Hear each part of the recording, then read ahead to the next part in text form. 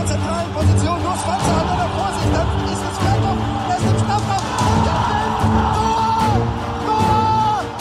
Für die Frankfurter Eintracht. 5:1. Herrje! Hi and welcome to the German Fussball Podcast, the first roundup of the year, the 17th round of Bundesliga fixtures. And as always, have my lovely co-host, my father, with me for this roundup. We were together, we reconvened, so to speak, to give tribute to Franz Beckenbauer on that sad day about a week ago. But here we are, another year for us to round up the Bundesliga. It's good to be back, Dad, and it's good to have the Bundesliga back as well, isn't it? Absolutely. And I was in England first on Friday. We made a surprise party for you. So this is the first podcast we've done when you are in your 30s. Indeed. So I can't believe that I have a son that is 30. It just makes me younger and younger. And then I was in Newcastle, Manchester City. What a game. So intense. So many stories. And for us Norwegians, of course, Oscar Bob coming on doing the winning goal for them after Kevin De Bruyne came on and kind of changed the game with his genius skill that he's got. And then Manchester United, yesterday, we are recording this on the Monday.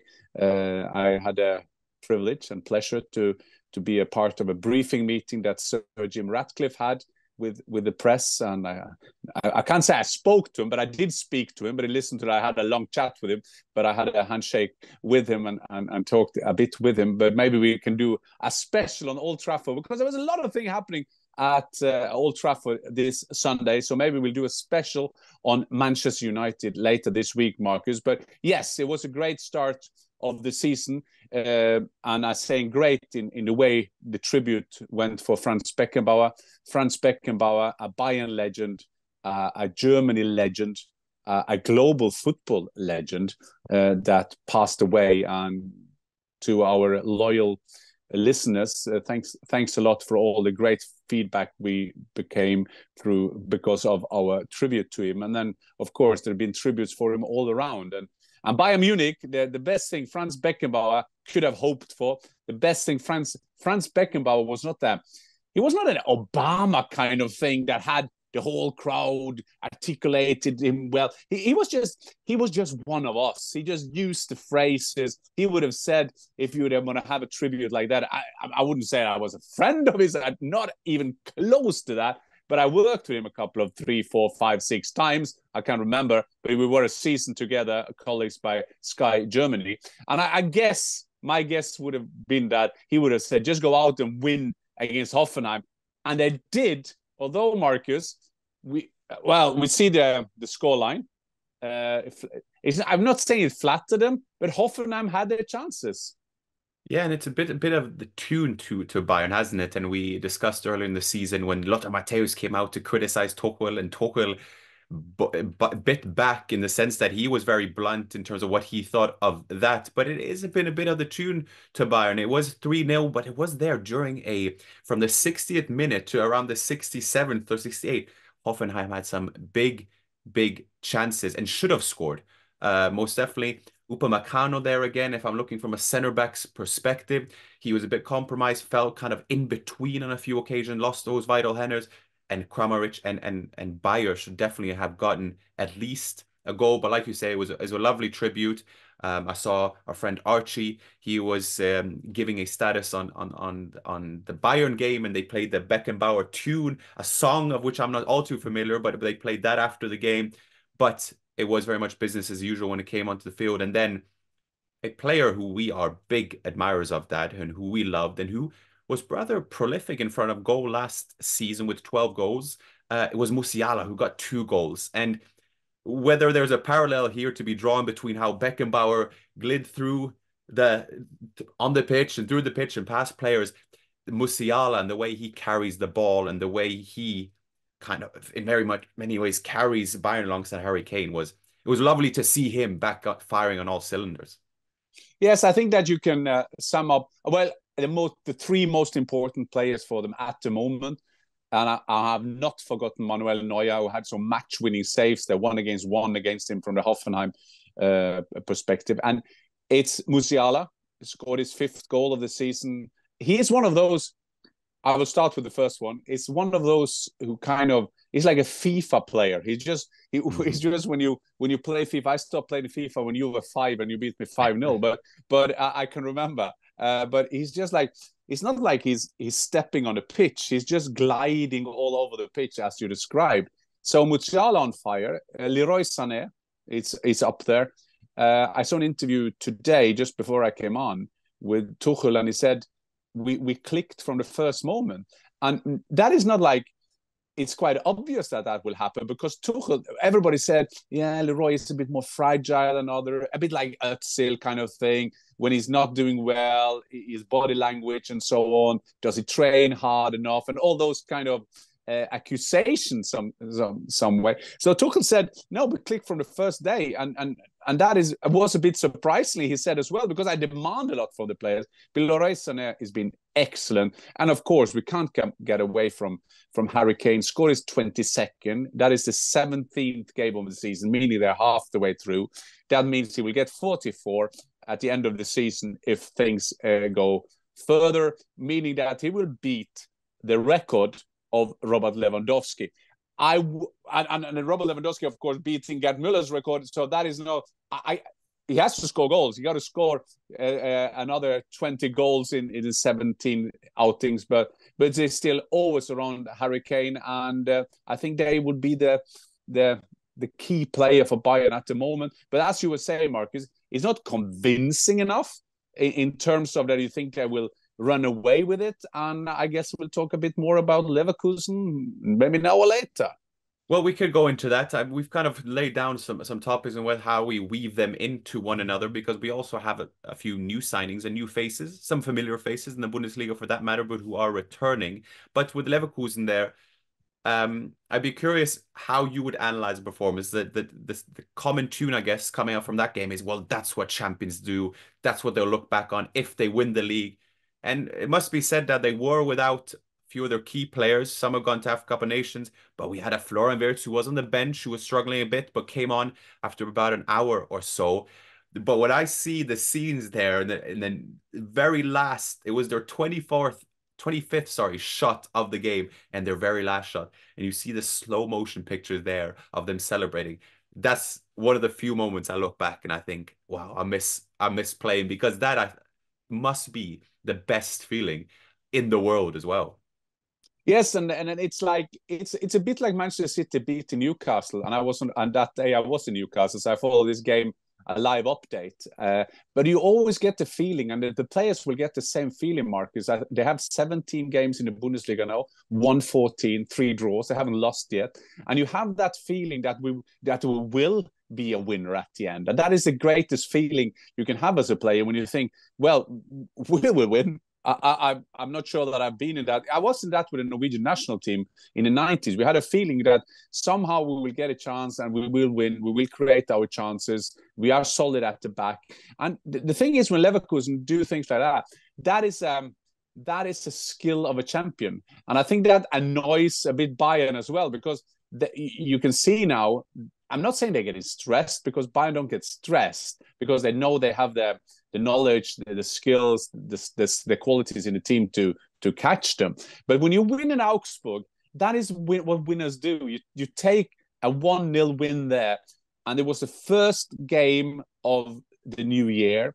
As you were saying, a lot of players away. Boniface is out injured now, maybe till April, which is a big problem for them. But then winning that, getting 3 points there away from home, then you kind of hold them a bit away. And still, Bayern got a game in hand, but the good old rule is better to have points than game in hand. And that is always there. So halfway through the season for Bayern, and Leverkusen have started all over again, and they're there. They will be up there. They will indeed. Last time they were top of the table by the halfway point was in 2009, 2010, and then 2001, 2002 was the first time. I mean, it's a record for a German club in terms of the start of their season, including all competitions. It will be certainly interesting to follow, but they certainly have quality in there. But someone like Boniface out till April potentially as well. You lose a lot of your defensive core. And Augsburg had their chances, but even still, it was some great scenes that come out of that. I think it's great for the title race as such. I guess let's go into Dortmund, and then we can transition into new signings, because it was the inevitable inclusion of Jadon Sancho in that game. 3-0 for Dortmund as well.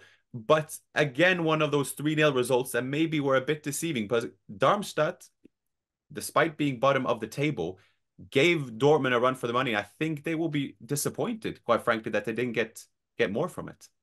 Yeah, which is fair enough. But having said that, Darmstadt haven't won a game since October, so that is a trend. That is but it's still, it got to go a compliment to Dortmund, winning 3-0 away from home. Important for them as well. With new coaches in and around Terzic, you have a feeling that has been done to kind of support Terzic, make him. I think Watzke said that when I had a look at Terzic, he's doing everything in training, and that means that the setup in and around it was not the best. Now you come Sven with Bender and Shahin coming in, that is good for them. But I guess that the story of the game was Jadon Sancho getting back in training, getting back playing again. He said this is like coming home. It's a quite interesting quote from an Englishman in Dortmund. And of course, he made an assist. Of course he did. Came on and then he did what he used to do at Dortmund, doing that. There was an interesting quote again from Watzke. Watzke is the CEO of Dortmund, who said earlier this week that he will retire after this. He will go away from Dortmund after the end of 25, after this time of his contract. So he said about Jadon Sancho, he said, he doesn't have an attitude problem. The only problem is that he's coming a bit too often too late.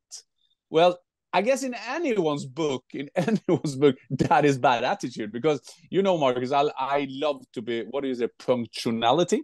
I like to be there in time. And I think that is a very bad habit that Jadon Sancho got rid of, because you are a team, you're sitting in the bus, you're in the dressing room, you are in a team meeting, you can't start before everybody going. But I just hope, as you know, Marcus, I'm a big fan of Jadon Sancho.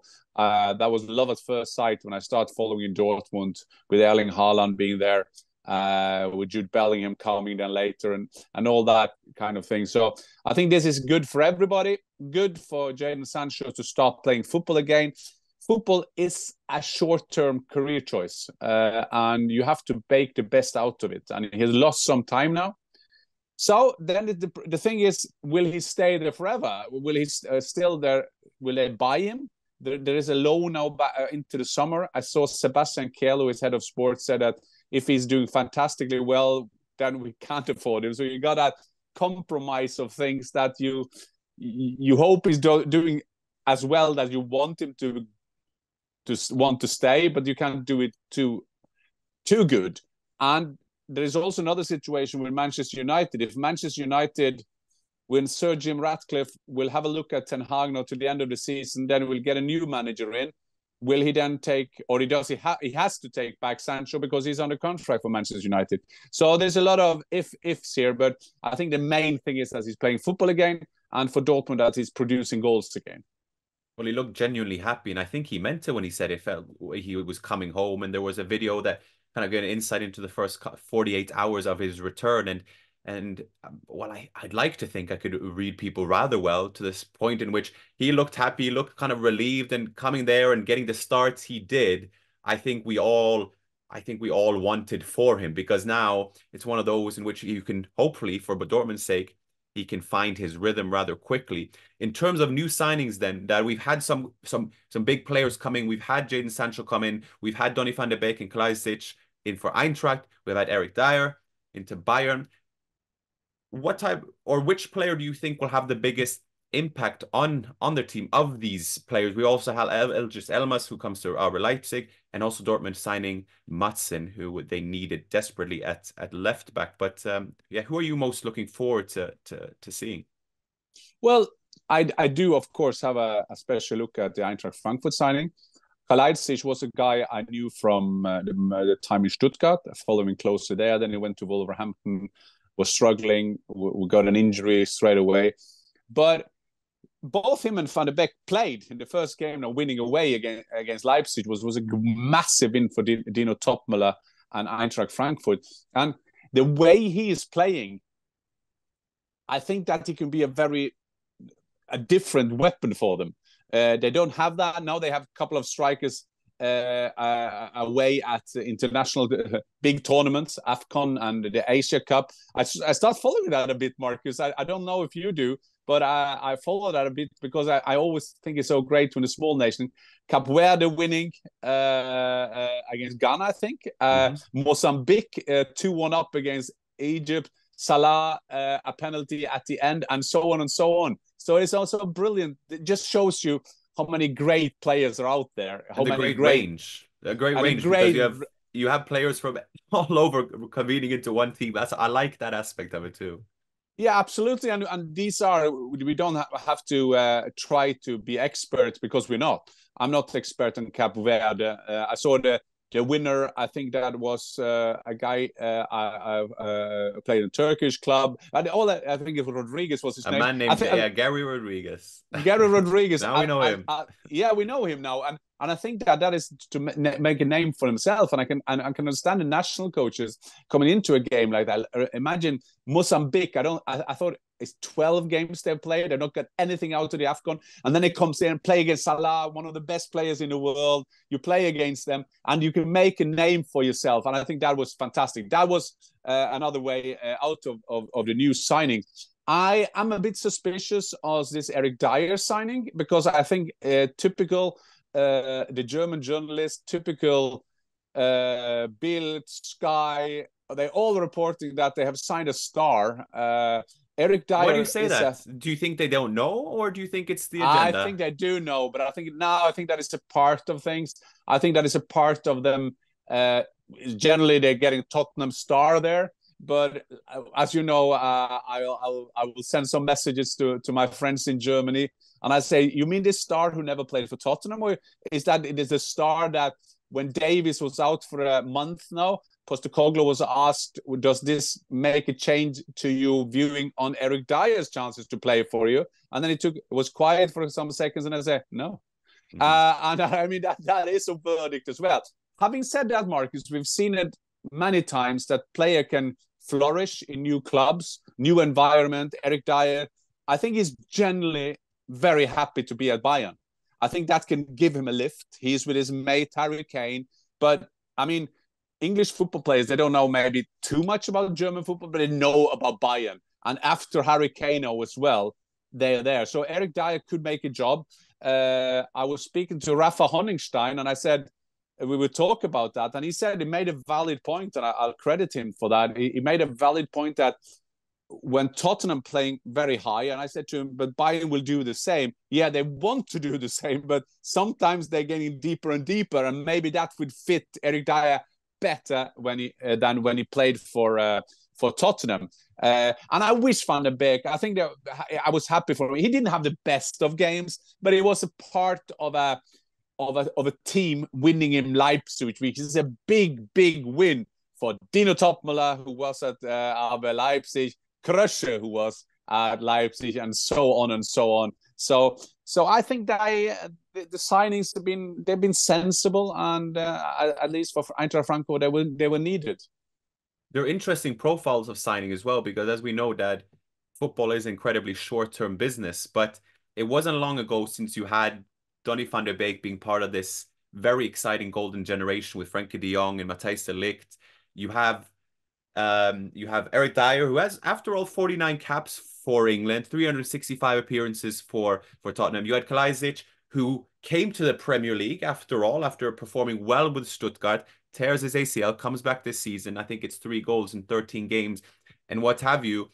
It is signings that are exciting, but also pretty important for these players as they look to revitalize themselves, because you look back at Eintracht signing these players maybe a couple of seasons ago, it's a different story. But that's what I like with these signings, because there are players also there with points to prove.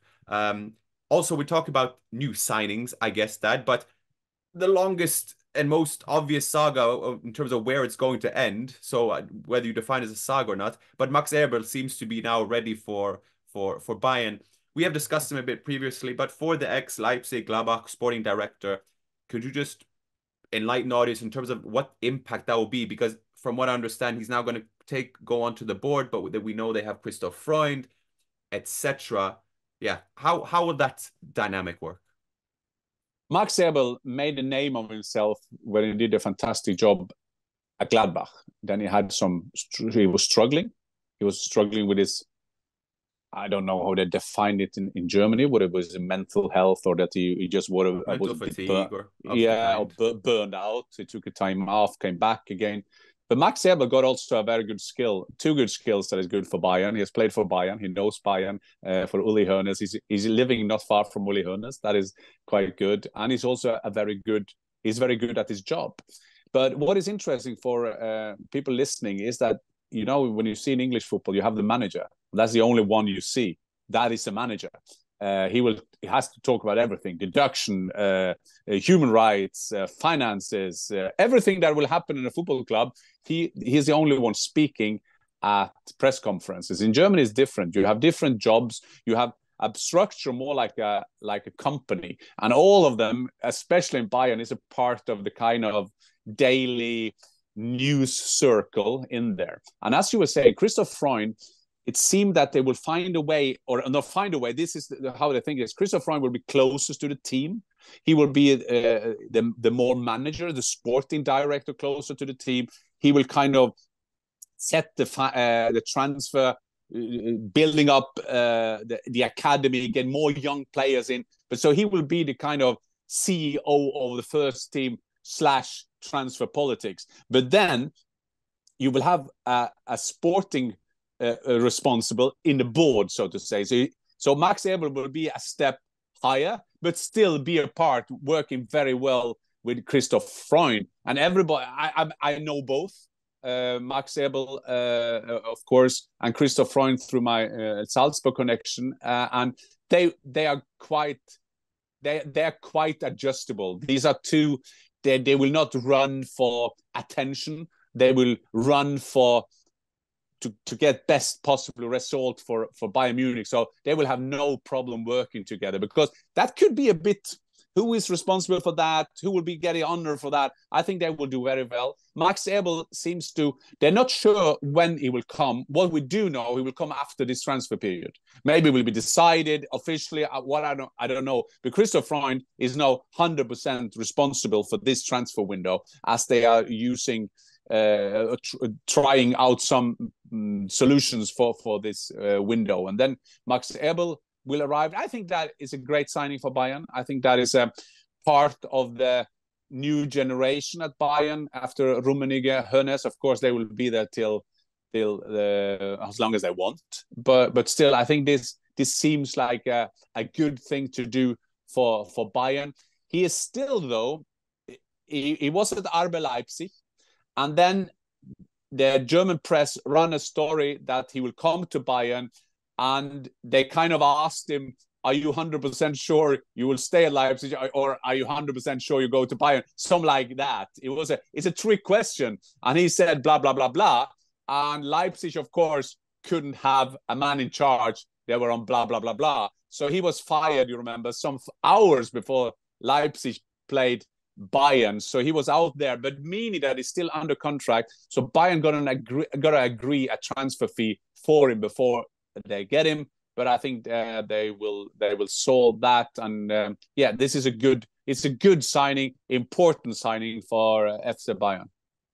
And just to conclude on that, I would like to hear your thoughts on Timo Werner leaving RB Leipzig. RB Leipzig now lost Forsberg, but they have some attacking options. We mentioned that Elmas came in now, but Werner was finding it hard to get in part of the team. They brought in Openda and Šeško, and now he's looking to revitalize his career, so to speak, and revitalize his career with the German national team, who are desperate for a savior of sorts. What do you think Werner will be like at Tottenham? Well, it's only 24 hours ago now I interviewed him as a Tottenham player, and I've always had a soft spot for Timo Werner, because he is what shall I say? He's a bit fragile, and I say that in a positive way because I think that is strength, that he's showing that he is not 100% confident. We know that we all are a bit like this. And the interview, and people could check that out on my former Twitter account. I put it out yesterday, and I talked about his confidence. I talked about his stats at Chelsea, but I also said in my question that his stats, it's a quite underestimated because I'm not like an Opta kind of guy, this being a research company, but I remember it's like plus minus. He had 89 games for Chelsea. He scored 22 or 23, and he made 21 or 22 assists, meaning that in every second game, he was involved in a goal. And even against Manchester United now, he was involved in the second goal.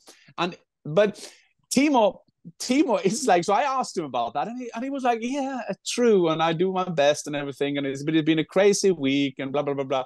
So I asked him how convinced, when coming to Tottenham, he said the right thing about his new club, London. I said, how much did you miss London? And blah, blah, blah, blah. And then he said, and so I said, but in this crazy week, how important was the chat you have with the Postecoglou?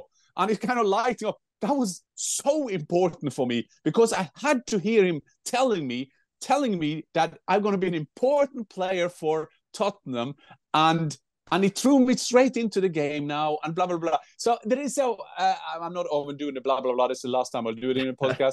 And then I said it again. But so I think Timo Werner, I wish him all the best. I love to have him there. But sometimes you see him, you saw the game. He came on the left side. Sometimes I feel that he's just going for a finish just to finish it off. He's not going there to score.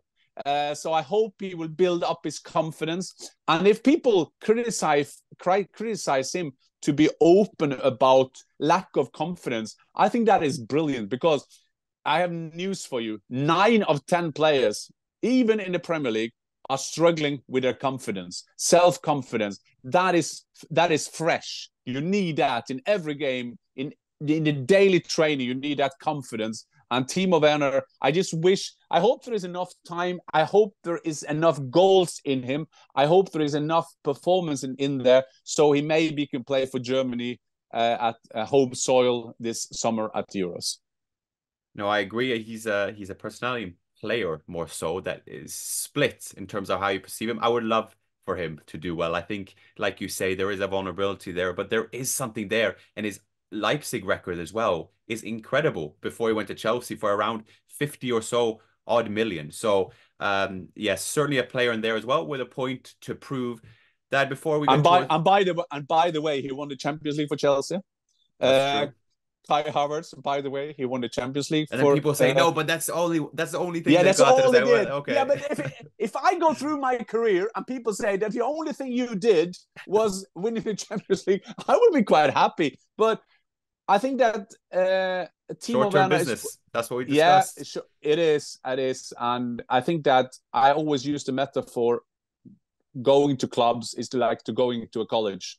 Which college do you want to go to? And that is all depending on your teachers. And he will go now to Postecoglou. Postecoglou has showed that he can turn around the club in weeks. They started off so well. You can see how they want to play. That was the big difference at Old Trafford. I'm still out there to understand what Manchester United are trying to do. But Tottenham, even with a weak team, talking about injuries, but a weak team, he still managed to make Skip, how do you say that? Skip, looking him like the best midfielder in the world. Højbjerg in there, doing well. Timo Werner back in again, and so on and so on. So I think he got the best teacher, Marcus, and I think there is still hope for Timo Werner. Yes, so we hope, and hopefully there's hope for Germany for him to get into that team. We go towards the end here. Let's just summarize again. We had Gladbach beat Stuttgart, the quickest Bundesliga goal of the season, 21 seconds. It took Robin Hack to score. He scored the second 20 minutes later. Stuttgart got one back, but Gladbach won, and that's 3 games without Guirassy, and that's 3 losses for Stuttgart. So as good as Undav is doing it, the facts remain, and it will be interesting to see Gladbach as well, who have a couple of tough games against Bayern and Leverkusen coming up.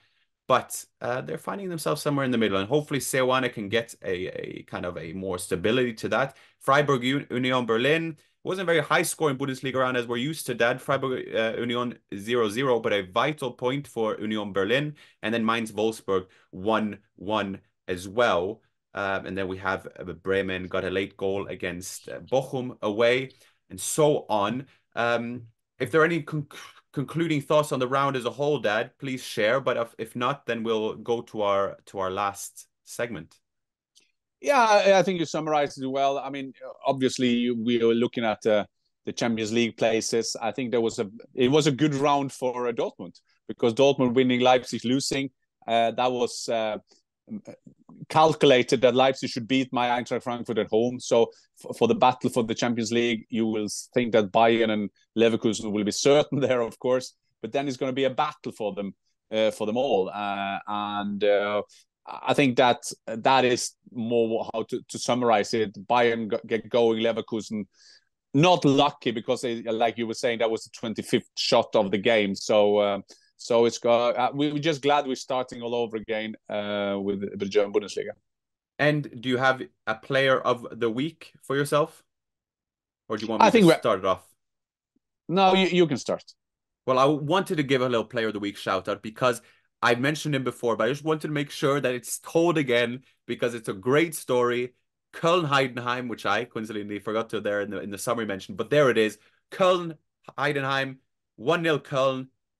Heidenheim, if you've seen the equalizer, a great goal. Adrian Beck with his first Bundesliga goal. He did played Scottish Premiership Reserve League with me, and he got his first Bundesliga goal, and what a cracker it was. And I just want people to see that as a reminder. And whether we talk about the new signings and circumstances and redeeming their careers, yes, it's about skill. Yes, it's about mentality, but also about circumstance. And you mentioned choosing the right college, choosing the right teacher. And he has found himself at home in Heidenheim, and secures Heidenheim a vital point, and a team that I think will stay up this season as well. So I think it's just a great little story within all these star-studded kind of analysis. Great player of the week. So I will go the whole way around, and I will go for one of the greatest talents of international football. International football being German football, English football, everything.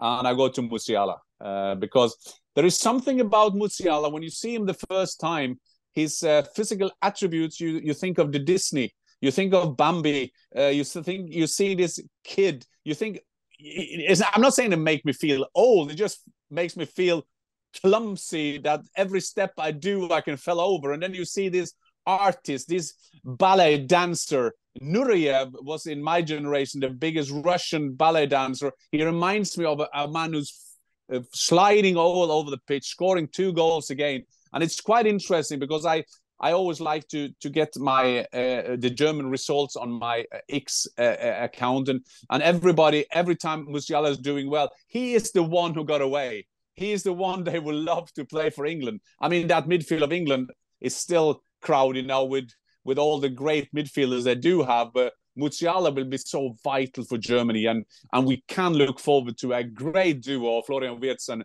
Musiala, scoring this 4th and 5th goal, and we're talking about a Beckenbauer who made me together with Johan Cruyff fall in love with football.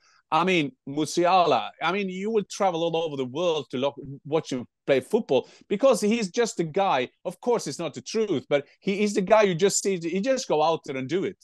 And he just plays like he would do in a back garden. And I think that is the greatest definition of a Straßenfußballer or a grassroots player, kind of street player, is how Musiala play football. So he's my player of the week.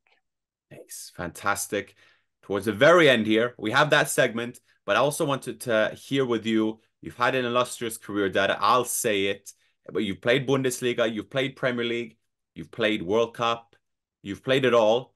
I want to know now the top 5 defenders you have played against, and you get to interpret whether it's the top 5 best of career, or the ones you struggled with. We had Van Dijk. He was going through a list I think he shared last week, and he had Aguero and Jesus and the whole lot, but he said the ones he found most difficult to play against. So I want to know your top 5. And whether you want to rank them or just list them in no specific order, that's up to you. Before I start with my, I will make straight away that I will make the headline for the 5 best defenders. I made an interview with Erling Haaland when he played at Dortmund, and I asked him the same question. And I was just seeing it the other day because somebody sent it to me. And I asked him, and it took him so long. I said, who is the most difficult opponent, defender you played against? And then he said, difficult question. And I said, just the fact that you take yourself time and you can't find anyone. I think he ended up quite interesting enough with Harry Maguire. And it's quite interesting because when I do the 5 best defenders, it's not best in terms of who had the best career and who had the best reputation. But I've tried to see when I played for Norway, when I played in the Premier League, in Austria, in Norway, and in England, who was the best player I played against. But the hardest to get a goal against, the hardest to never let me have a touch of the ball. So that was the definition, meaning that Tony Adams, the Arsenal captain, who I loved to play against somehow because I always had good battles with him. I looked quite okay against him. Jürgen Kohler, maybe the best man-decker, man against man in football. I played against him once. I always wanted to play against him because I always thought I would do well against him because he went straight into my body, so I can kind of use my arms to kind of steer him. And it was right. I scored against Dortmund when I played against him. So they are out, although they had fantastic career as defenders. So I made a list, Marcus, but I have to have my glasses on now because I'm not saying that Erling Haaland was hard to find, but I'll try to get a list. Number 5, Manchester United captain Steve Bruce. I put him in there because I think Steve Bruce is really underestimated because he didn't get a cap for England. But it was very hard to play against him because you never knew where he was. He was just like he was an old-fashioned English defender, at the same time being a modern defender that adjusted to a great Sir Alex Ferguson Manchester United team. Number 4, he is the one that when I meet him now, and I rated him. I think Steve Bold was hard. I think Tony Adams was hard to play against. But Martin Keown was the most difficult one to play against because you've never felt that he was in control of his body, or maybe he was, and that makes it even more frightening because he came through you. There was no. Tony Adams, I could speak to, have a joke with, let's swap shirts afterwards. And Martin Keown, he was a killer. He was a killer that you hated to play against. Number 3, I would go back to a teammate of mine in Middlesbrough, meaning that I'd never played against him in an official game, but I played against him in training. Gianluca Festa, an Italian defender, and he's a representative there for the Italian defenders because in general, I would say that the defenders, if I took it in terms of nationality, he was the hardest, but I would have said Italian defenders. And I played against Baresi, Marcus. I'm that old. He was a more sweeper kind of libero kind of thing. I played against the Italian national team, but I would put in Festa because in training he was one of those. He never had a training that he took it more relaxed. No, he was always spot on. A great defender. Number 2, I swear that nobody listening has ever heard of him. I played in Rapid Vienna. I must say I was an instant success in Rapid in Vienna. I scored goals for fun, but there was one player that I always looked bad against. Somehow he kind of broke the code when he played against me. I remember we played Inter Milano. I played against Bergome, Marcus. He was one of the hardest defender of his generation. I was brilliant. Next round, I played against St. Pölten. St. Pölten had a player that was called Hans-Peter Frühwirt. And Hans-Peter Frühwirt, I remember Hans Kranke said to me, Jan, how can you have trouble playing against Freeburg. Sorry. There was something about him getting under my skin. He kind of had me in his pocket. I scored against St. Pölten. I scored against him, but it was always something he did to me that made it harder. And number one, he's not only maybe one of the best defenders in the history of football, he was also the hardest I have ever played against him, because I felt I played against a brick wall. I played against a defender he was fantastic with the ball. His positioning was brilliant. He won the World Cup. He won the Euros. I played against him at Chelsea. Marcel Desailly. He was just unbelievable. I met him a couple of times later when we both have a TV career. And I've always said that to him. I want to have the photo of the toughest defender I've ever played against him. He never replied, "You were the toughest attacker I played against." But it's still, Marcel Desailly is the toughest defender and also best, I must say, that I've ever played against. It's a good list. That's a nice little diverse list as well, because then you've recognized the St. Pölten centre back as well, which I think is a nice touch. That next week, I'm coming recurring with these. So I'm going to keep you on your toes in terms of whether it's players, stadiums, moments, what have you. But thanks for this. I will do that. I will do that list for you. But I will also challenge you on a list, because although you played in Scotland, you played in the college, you played in New Zealand, I will also challenge you next time. Think good of that. The 5 best attackers you ever played against, who made it harder for you. I suspect one of them, and I spoke to him a couple of 3 weeks ago. But still, we don't say no, we don't reveal it now. But I will challenge you on the 5 most difficult strikers you ever played against. All right, deal. I'll give that a good little think, actually. Thanks, Dad. Okay, see you next time. Auf Wiedersehen. Auf Wiedersehen.